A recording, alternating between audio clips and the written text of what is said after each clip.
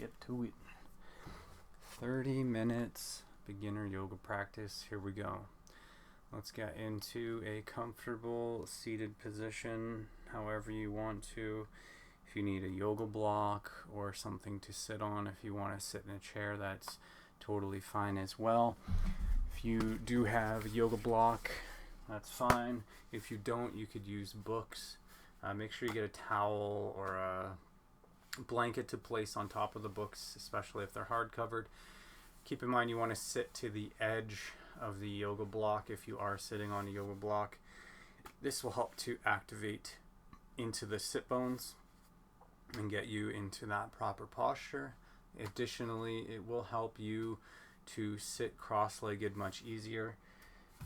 So find things that work for you, find what works best for you. If you need a extra tool, you could use a strap. I don't think we'll really need a strap today, or we'll more so need the yoga block than anything else with the standing poses.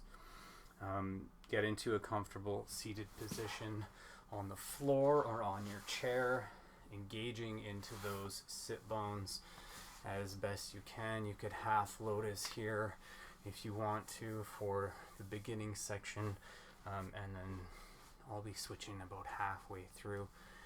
Really getting into those sit bones, so I'm pulling my glutes out of the way of my sit bones here to engage into my pelvis, to push my pelvis into that vertical position and really get the circulation and blood flow down through the lower extremities. Also, this is one of the best ways to engage into a practice of meditation. Full lotus with both legs crossed is one of the best, most comfortable ways to engage into posture and get into that enlightenment state. Again, posture is the entry into meditation. So if you don't know how to sit properly, this will be majorly beneficial for you, mainly because my focus here is beginner yoga.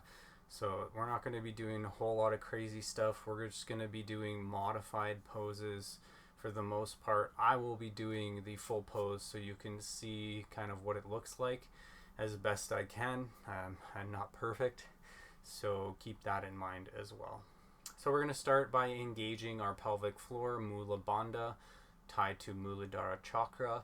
Again, we're thinking like a Kegel exercise, or like you have to go to the bathroom very badly. We're pulling those pelvic floor muscles up to the tummy as best we can here, and in holding that for this entire 30 minutes if you can. If you can only hold it for a few seconds, don't get discouraged.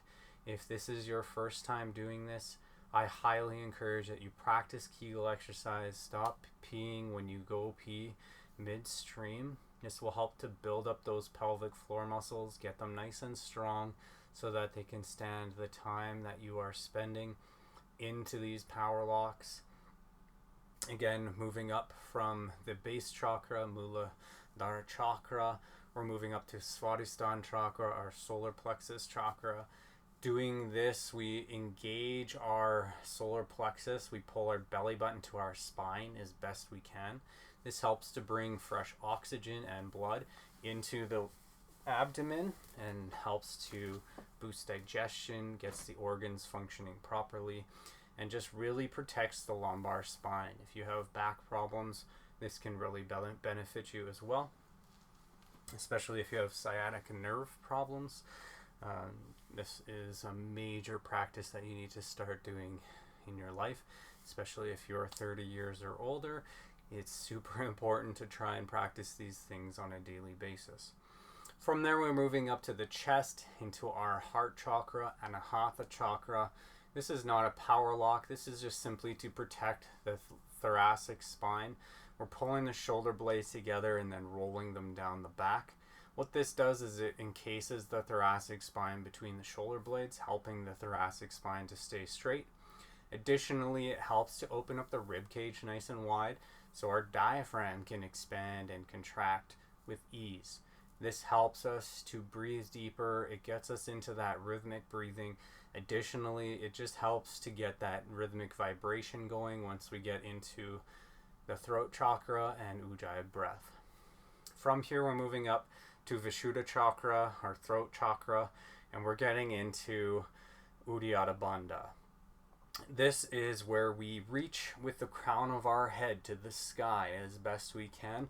At the same time, we tuck our chin down. This helps to accentuate and extend the cervical spine so that we can gain the benefits and the deformity reduction that happens by our generation looking down at our phones.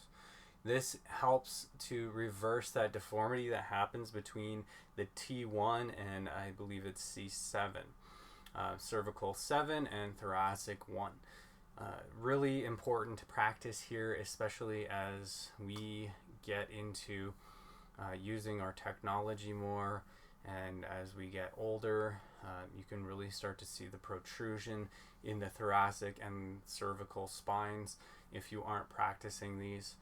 Another practice that you could do is stand up against the wall and try and touch the back of the cervical spine to the wall. This will help to reduce those deformities as well. As we engage into this practice here, we are going to take our tongue and place it at the roof of our mouth, right where our teeth and our gums meet on the inside. What this does is it allows the air to swirl in the back of the throat. This helps to create that rhythmic breath and the vibration that helps to get us out of our sympathetic nervous system into our parasympathetic nervous system. This helps greatly in reducing things like anxiety and stress in the body. Additionally, it helps to massage the vocal cords and get a nice massage in through the chakras all the way down the spine where the lungs are located. From here, super simple. If you want to place your hands down by your glutes to help relax here and help your spine relax a little more, and that's totally fine, perfectly okay. Only you know your body. I'm just giving you tools to use in your own practice and just to get you comfortable here. From here, you can take your hands and place them out on the knees, rest them in the lap, or wherever is comfortable for you. If you want to push the spine straight, keep the spine straight and strong here, go right ahead. Softening the gaze, finding somewhere to stare at. If you cannot feel comfortable with closing your eyes, ideally you want to be in a space where you feel comfortable, where there's not a whole lot of distraction going on. As we engage to our breath, 3-second inhales, 4-second exhales, breathing through the nose only. This is where relaxation comes in. We want to set our intentions here. Why are you practicing yoga?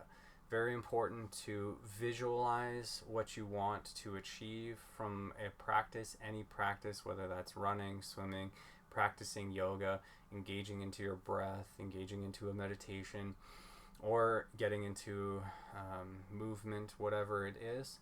You want to set that intention. For some people, you might need to write it down. For myself, I'm very good at visualizing, and my memory is quite good, so I've always got the intention of making my life better and making the lives of everyone else around me better. Affirmations are things that you can use as well to help calm the thoughts, the 60,000 thoughts that we have in a day on average. They are things like, I am powerful, I am strong, I am loved, I am happy. Whatever you need to tell yourself here is super important, not just for yourself, but for the practice itself, so that you can focus to the breath and stay in the current moment. Letting go of everything that has happened before we started here. Focusing to the breath. And letting go of everything that we need to do after we're done here. Focus on those inhales and exhales for the next minute or two.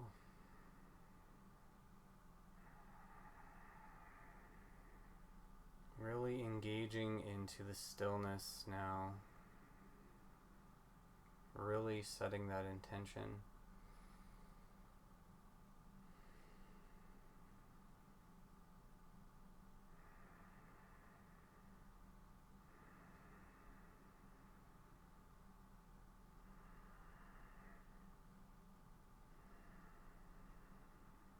practices we get here today in the movement are going to be very simple. We're going to do a hamstring stretch standing, and then get into triangle pose standing. Variations and modifications will come.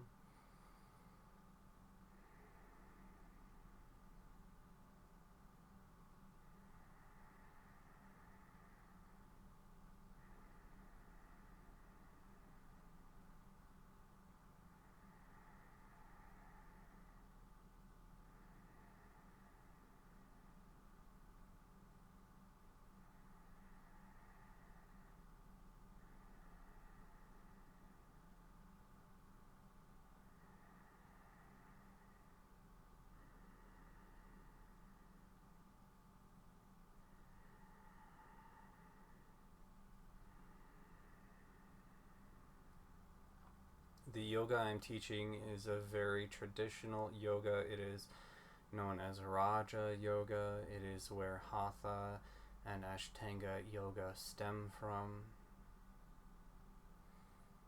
The three teachings are basic, movement, stillness, and breathwork. The three main benefits from any yoga practice that you should be getting.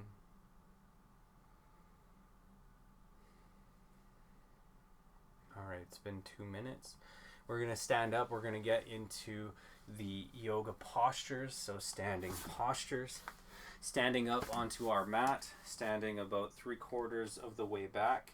You want to take about half of your stride step. I'm taking my right foot forward here. The next step here is to take the left foot and 45-degree angle out towards the side of the mat. The next step here is squaring up the hips. From here, we are keeping the back straight and strong as we forward bend till you feel that hamstring stretch up the front of that right leg. From here, you can support on the leg wherever you're at. You can stay up here wherever you're at on the elbows, supporting on the hands, feeling that stretch. If you want to come all the way down, if you have yoga blocks, you can use yoga blocks here however you want. For 2, keeping the both legs straight and strong here, pushing that left hip down towards the floor will help accentuate the stretch. That's 4 breaths. And that's 5. As we come out, we're bending into the knees, lifting that left foot off, stepping forward, standing all the way back up. Walking back 3/4 of the way back of the mat. Stepping forward with our front left foot now.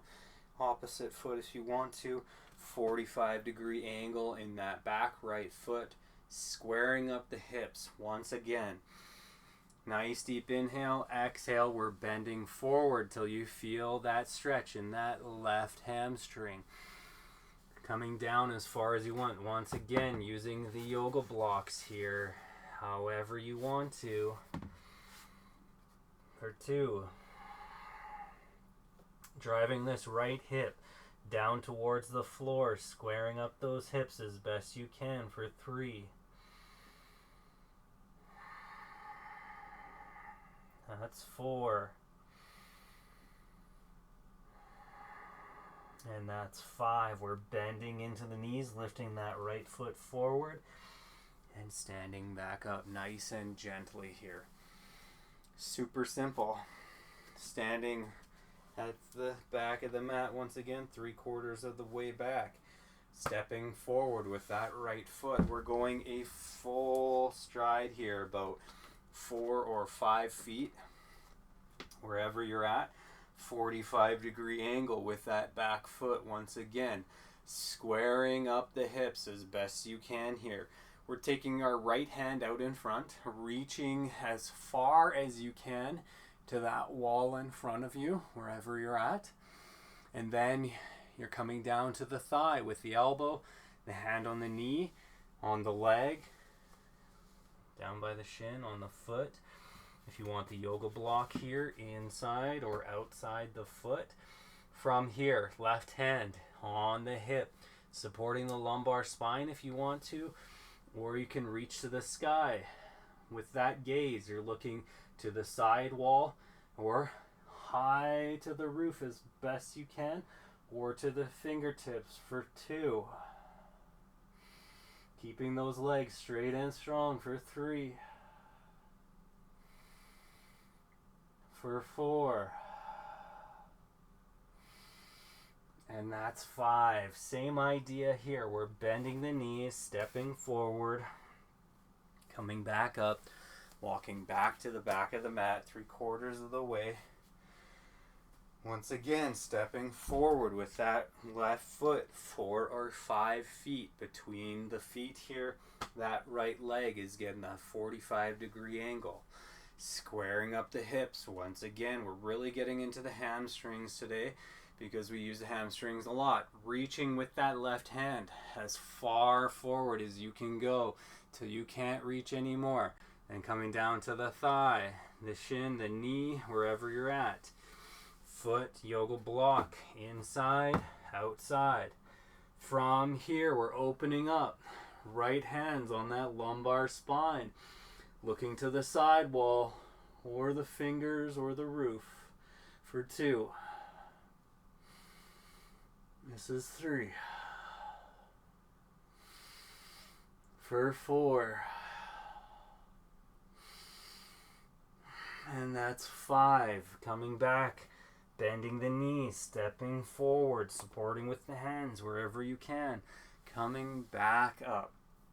All right. That is it for that movement. We are coming back down to the mat, and we're going to get into a back roll. This is going to help relax the spine, and we're going to get into a happy baby. And then we're going to get into Shavasana and relax for probably 10 minutes. So the idea here is to hug the knees in as best you can.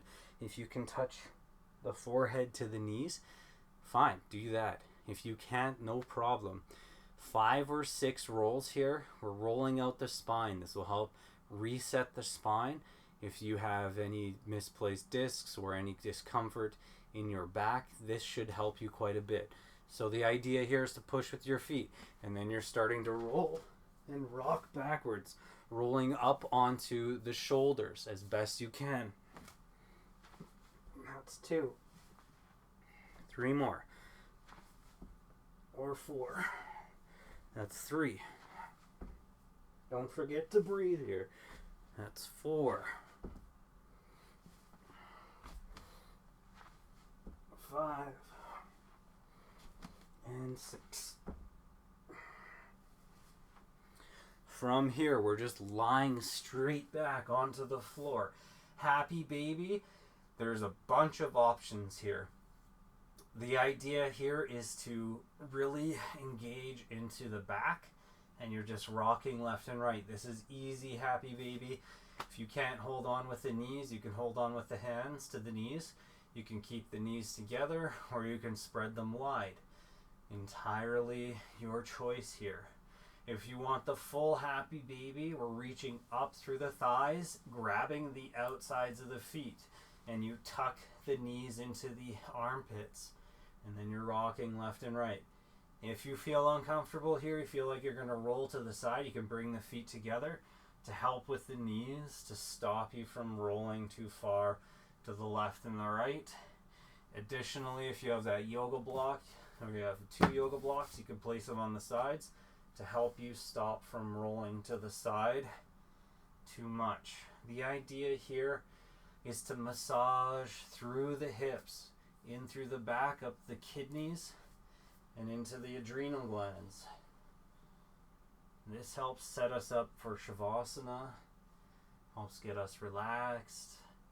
If you have a blanket or a sweater, if you're feeling cold, you could cover up once we get into Shavasana. Once again, I'm going to turn around so that you can hear me better. Once we get into the relaxation technique here, very simple, easy relaxation time. Alright, from here, we are stretching out onto the yoga mat all the way. I'm turning around so that I can relax fully. We are getting the hips open nice and wide, using our feet to do so. Spreading the feet about yoga mat width or hip width, whatever's comfortable for you, or wide, or whatever's comfortable. Toes are spanning to the outside walls. From here, we're relaxing all the way from the toes up into the thoracic spine. Once we get up to the shoulders, we're using the elbows to push into the floor. Same idea as where we were sitting. We're rolling the shoulder blades underneath to open that rib cage nice and wide. From there, your palms can rest on the floor face up, face down. Left hand on the heart center, right hand on the stomach, wherever is comfortable for you. From there, we're moving up to the chin. We're tucking the chin down, extending that cervical spine. Once again, this helps to reduce those deformities in the thoracic and cervical spines. From here, once again, engaging into Ujjayi breath, placing that tongue at the roof of the mouth where the teeth and the gums meet. Allowing that air to swirl in the back of the throat. Here we go. Nice deep inhales and exhales. Softening the gaze. Gonna walk us through the relaxation technique here. And then I'll stop talking for about 3 or 4 minutes. Once we've closed our eyes, we're turning off our most reliant sense here, our sense of sight.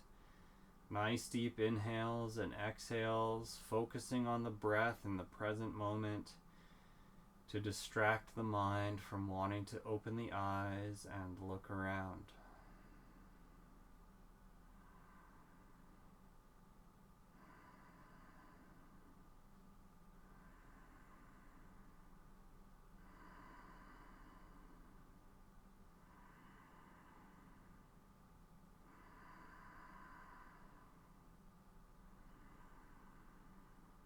That's about 5 breaths here, moving to our sense of smell.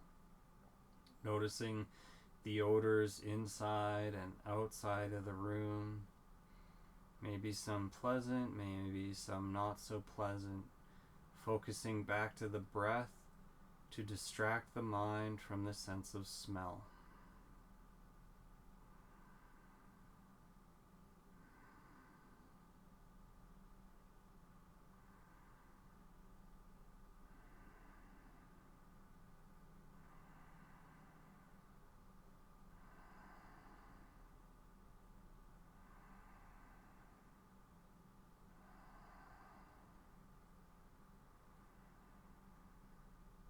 Next, we're moving to the sense of sound, listening to the sounds inside the room, outside of the room, and then trying to listen to the sound furthest away. Maybe it's a busy street, a dog barking next door, your neighbor making sounds, a plane, a train. Focusing back to the breath now. Nice deep inhales and exhales to bring us back to the present moment and distract the mind from the sense of sound.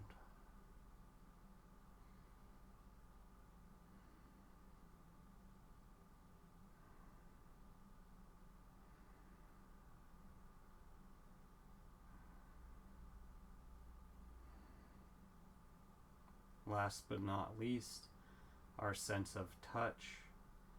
Resisting the urge to move, to scratch that itch, to adjust your clothing. Feeling the room temperature on the bare skin. Focusing back to the breath to distract the mind from the sense of sound, from the sense of touch. Even I'm so relaxed, I've got distracted too.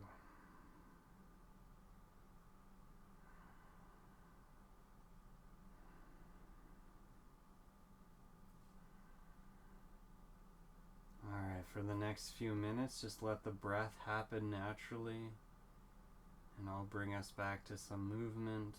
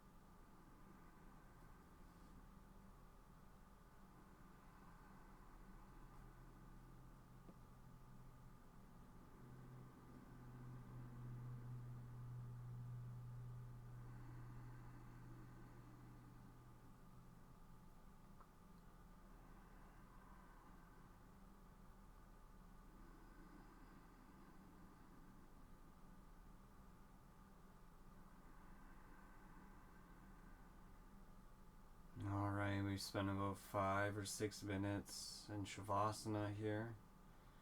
We're going to start by wiggling the fingers and wiggling the toes to bring that movement back to the body nice and gently.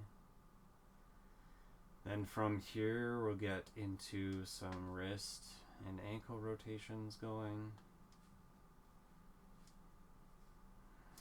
A few directions one way and going the opposite way.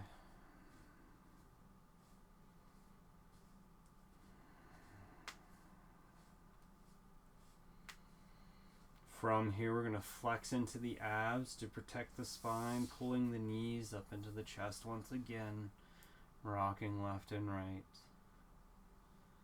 From here you're going to either roll to a left side fetal position or right side fetal position. When you do so, reaching the arm on the floor overhead, resting the head on the bicep, placing the opposite hand in front of the face or hugging the knees into the chest. Right side relaxes the brain, left side activates the brain. So if you're starting your day, left side. If you're ending your day or you are pregnant, right side. Nice deep inhales and exhales here. And then we're pushing back up into a comfortable seated position. If you want to, you can keep your eyes closed here. Soften the gaze, find somewhere to stare at. Engaging back into our posture, we're going to get some cleansing breaths in. Nice deep inhale, here we go. As we exhale, sigh. Nice deep inhale, here we go. And sigh. Inhaling the good, exhaling the bad. Last one, inhale. And sigh. You made it. 30 minutes of beginner yoga. Congratulations. Good job. I'll see you in the next videos. 15 minutes. Bye for now. See you next week.